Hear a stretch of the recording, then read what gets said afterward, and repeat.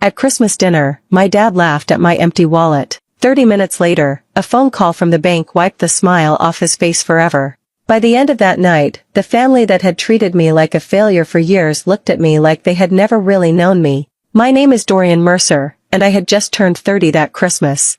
If you had asked anyone in my family who was the biggest disappointment, they would have said my name without thinking twice. I wasn't lazy, and I wasn't irresponsible. I had spent years trying to build a small home restoration business, but success came slowly. Some months I made enough to pay my bills. Other months I barely got by. My father, Alden Mercer, never understood that. He believed a man's value came from the size of his paycheck. My younger brother, Sterling, had a high-paying corporate job, a beautiful house, and a new luxury SUV parked in his driveway. Dad talked about him like he had done everything right in life. Every family dinner became another chance to remind me that I wasn't like Sterling. My mother stayed quiet most of the time. She hated conflict, but she never defended me either. After a while, I stopped expecting anyone to. Christmas had always been my favorite holiday when I was a kid, but over the years it became something I wanted to get through as quickly as possible. Every December, our family gathered at my parents' house. The tree looked beautiful, the food smelled amazing, and everyone smiled for pictures. But behind those smiles, I knew exactly what was waiting for me. Someone would ask about my business. Dad would compare me to Sterling. Everyone would laugh at one of his jokes, and I would pretend it didn't bother me. That Christmas felt no different when I walked through the front door carrying a small gift for each family member. I smiled, hugged everyone, and tried to enjoy the evening. I kept telling myself that maybe this year would be different. I had no idea that before dinner was over, one unexpected phone call would uncover a family secret, expose years of betrayal, and change my life forever. The food was finally served, and everyone gathered around the large dining table. At first, the conversation was normal. My aunt talked about her vacation, my uncle complained about the weather, and my mother asked everyone if they wanted more mashed potatoes.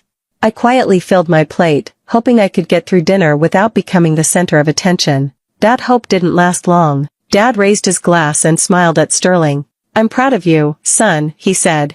"Another promotion before 30. That's what hard work looks like." Everyone clapped, and Sterling thanked him with a confident smile. Then Dad looked across the table at me. "Dorian, maybe you should ask your brother for some career advice."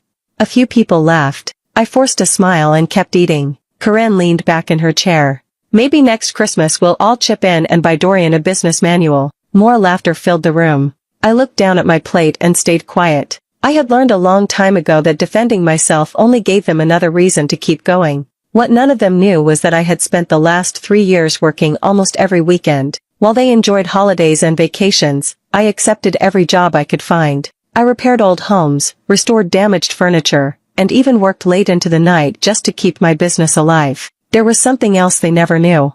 When Aunt Valerie fell behind on her medical bills 2 years earlier, I quietly paid one of her largest payments through my attorney so she would never know it came from me. When Uncle Raymond needed emergency repairs after a storm damaged his roof, I spent 2 weekends fixing it without charging him $1. I never told anyone because I wasn't looking for praise. The hardest part wasn't being short on money. It was sitting with people I had helped while they treated me like I had never done anything worthwhile. I glanced around the table. Everyone seemed comfortable. They laughed, told stories, and enjoyed the evening. No one noticed how quiet I had become. I told myself to stay calm. Christmas dinner would be over in another hour. I had no idea the worst part of the night hadn't happened yet. After everyone finished eating, Sterling stood up and picked up his glass again. He looked excited. "I've got some good news," he said. "That investment I made earlier this year finally paid off. I made enough to put a down payment on a vacation home." The table filled with cheers. Dad looked happier than ever. "That's my boy," he said proudly. "Always thinking ahead." My uncle asked Sterling a few questions about investing, and soon everyone was talking about money, savings, and future plans.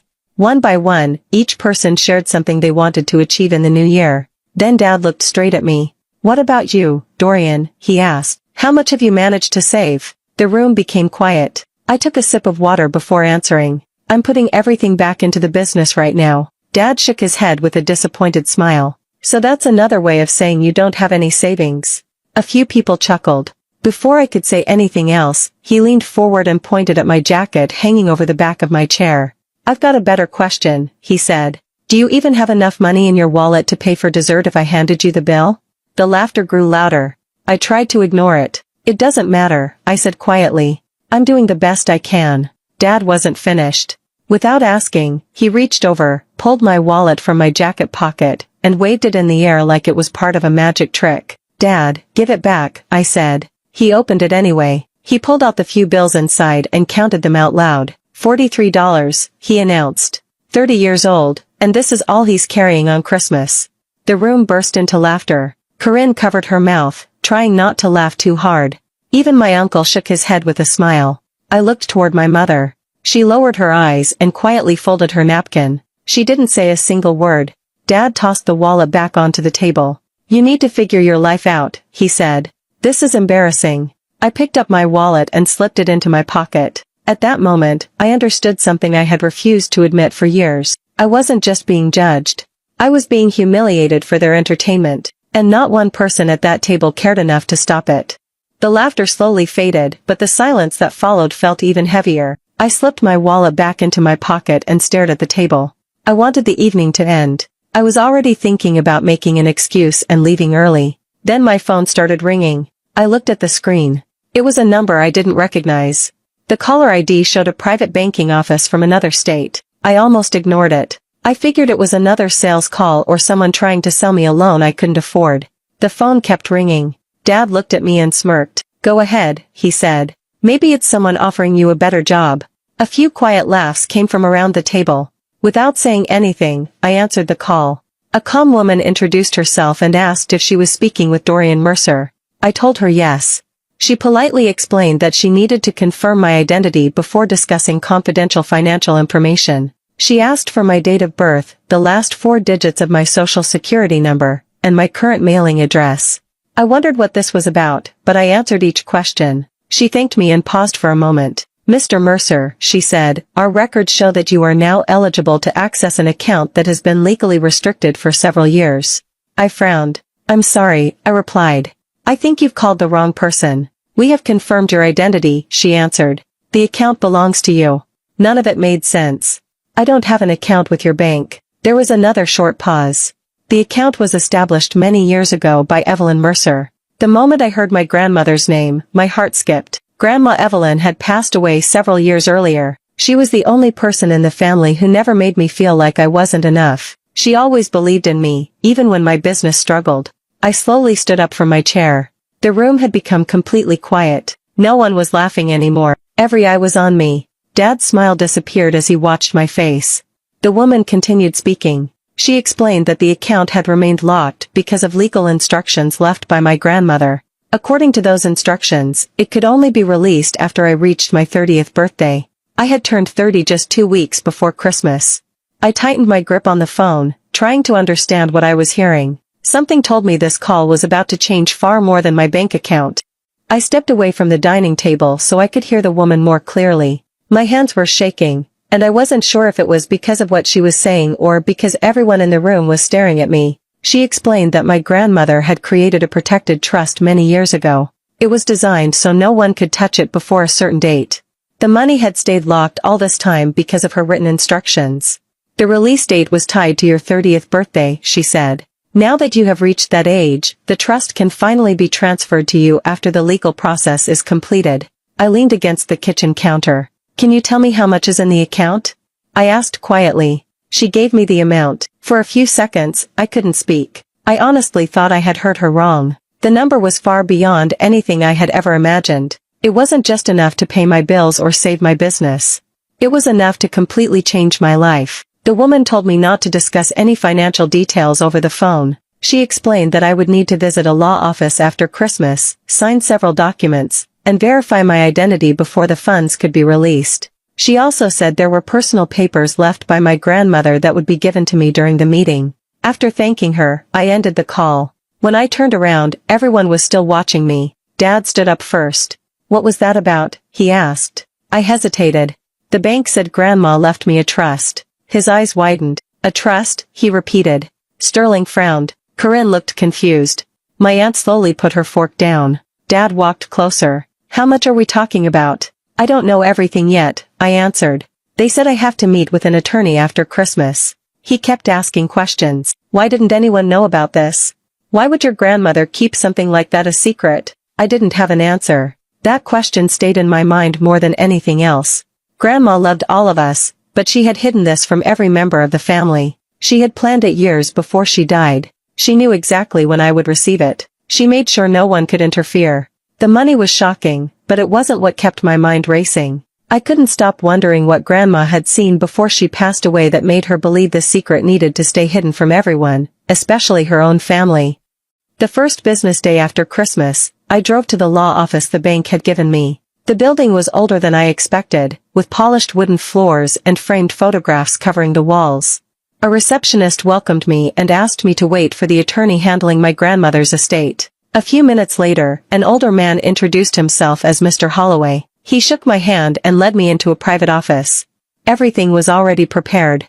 There was a folder with my name on it and several sealed envelopes. He checked my identification one last time before sliding the folder toward me. Your grandmother left very clear instructions, he said. She wanted you to receive these documents personally. I opened the folder. The first pages explained the trust, but I was more interested in the handwritten letter folded inside. I recognized Grandma Evelyn's handwriting immediately. She began by telling me how proud she had always been of me. She wrote that success wasn't measured by money but by character. Then her words became more personal. She said there were things I didn't know about my own family. Attached to her letter were notes she had written over many years. She had dated each one carefully. One note described a conversation she overheard between my father and another relative after I finished high school. Dad had said I wasn't worth spending money on because I would never accomplish anything important. He believed every opportunity should go to Sterling because he was the child most likely to succeed. I sat there reading the page over and over.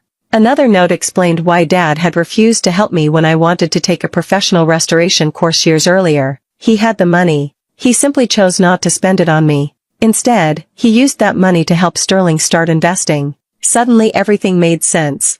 Every time I had asked for advice or support, I was told to figure things out alone. Sterling always had someone opening doors for him. I always had to find another way. Mr. Holloway quietly let me read without interrupting. When I finished the last page, he finally spoke. Your grandmother worried about something for a long time. He handed me another envelope. Inside was another short letter. Grandma explained that she never announced the trust because she believed people would pressure me into sharing it before I had the confidence to protect myself. She wanted me to reach an age where I could make decisions without fear or guilt. She wasn't trying to keep the family out. She was trying to keep me safe. For the first time in my life, I realized someone had seen everything I went through. She noticed every unfair comparison, every disappointment, every time I was left behind. She couldn't change what happened while she was alive. But she made sure that after she was gone, no one could take away the future she had carefully protected for me.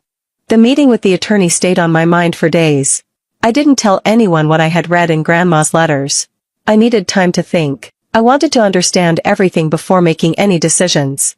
That didn't stop the rest of the family from guessing. Somehow, word spread that the trust was worth much more than anyone had expected. The first call came from Dad. His voice sounded different. It was calm and friendly, almost like nothing had ever happened between us. How about you come over for dinner this weekend, he asked. It's been too long since we spent some time together.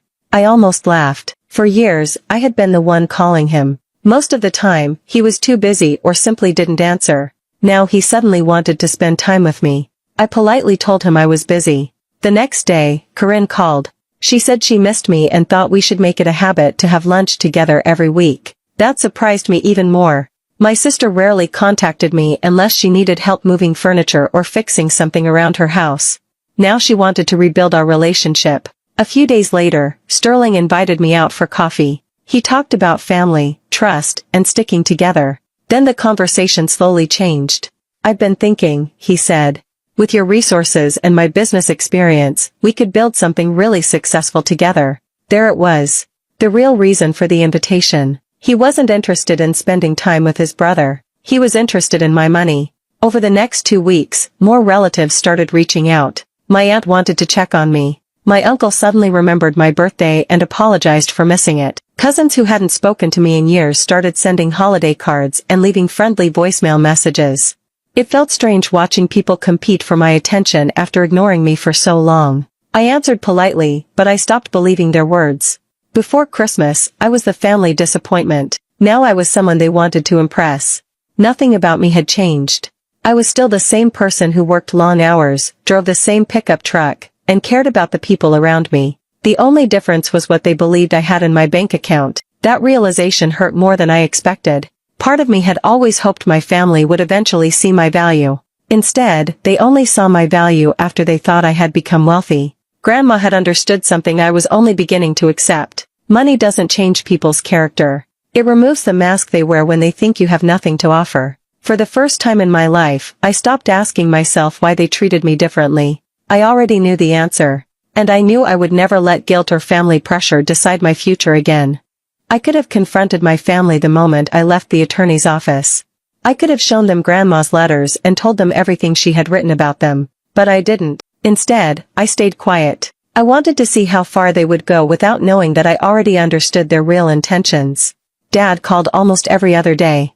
At first, he only asked how I was doing. Then he started bringing up money in small ways. One afternoon he said, "I've been thinking about remodeling the house. It would be nice to leave something valuable for the family one day." He never asked me directly for money, but he kept waiting for me to offer. I never did. Sterling became even more obvious. He showed up at my office with charts, business plans, and profit estimates.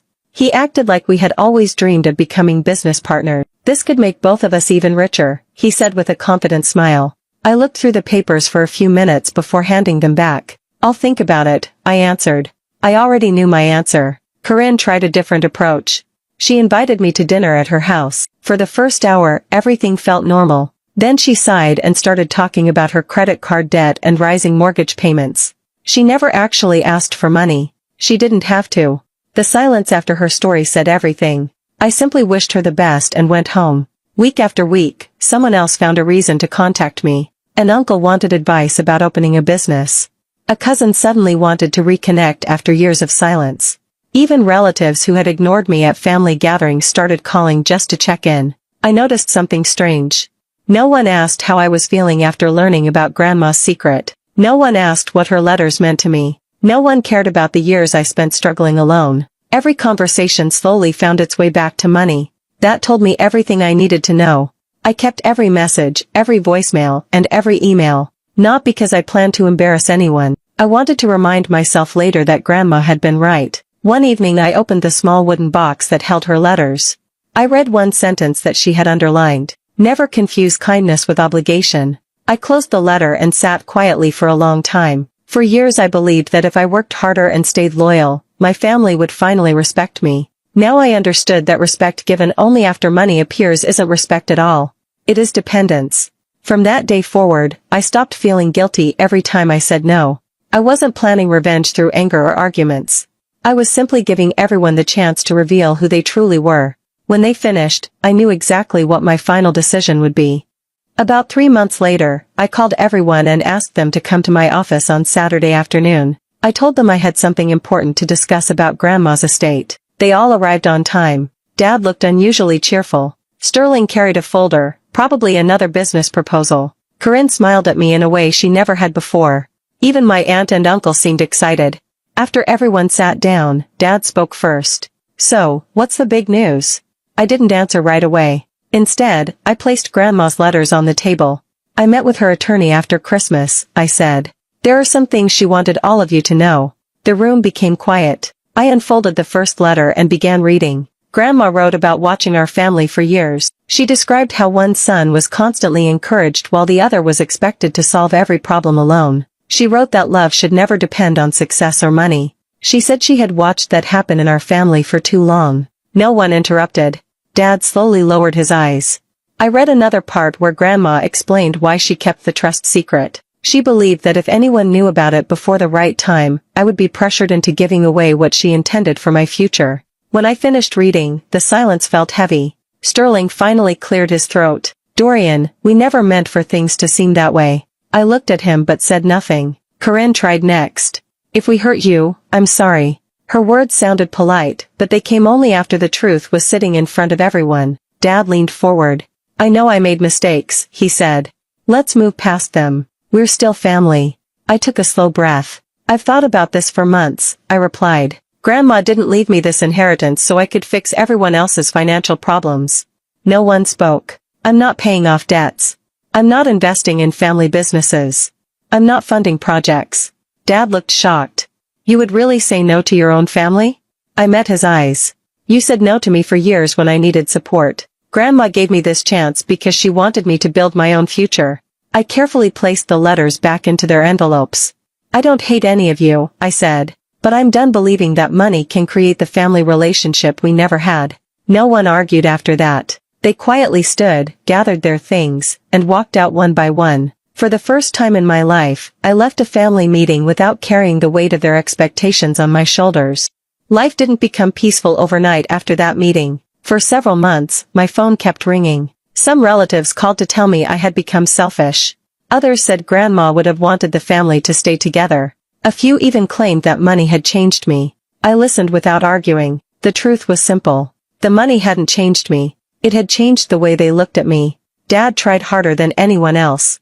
Every few weeks he called and asked if we could have coffee or dinner together. Sometimes he left long voicemail messages saying he wanted another chance to be a better father. I believed he regretted some of his choices. But regret could not erase years of hurt. Trust isn't rebuilt with words. It takes actions, and some opportunities never come back. I wished him well, but I kept healthy boundaries. For the first time in my life, I stopped trying to earn my father's approval. Instead of thinking about the past, I focused on my future. I expanded my restoration business, hired skilled workers, and opened a larger workshop. We restored old homes, historic buildings, and handmade furniture. The business grew slowly but honestly. Watching my employees succeed became one of the best parts of my life. Many of them reminded me of myself years earlier. Hardworking people who only needed someone to believe in them. I made sure they received the support I had always wished for. As the years passed, I bought a comfortable home. Not a mansion, just a place that felt peaceful every time I walked through the front door. There were no family arguments. No comparisons. No pressure to prove my worth. Sometimes I visited Grandma's grave with fresh flowers. I would sit there quietly and thank her. She gave me more than financial security. She gave me confidence when I needed it most. She reminded me that my value was never measured by the amount of cash inside my wallet. Looking back now, I don't think about that Christmas dinner with anger anymore. I think about it with gratitude.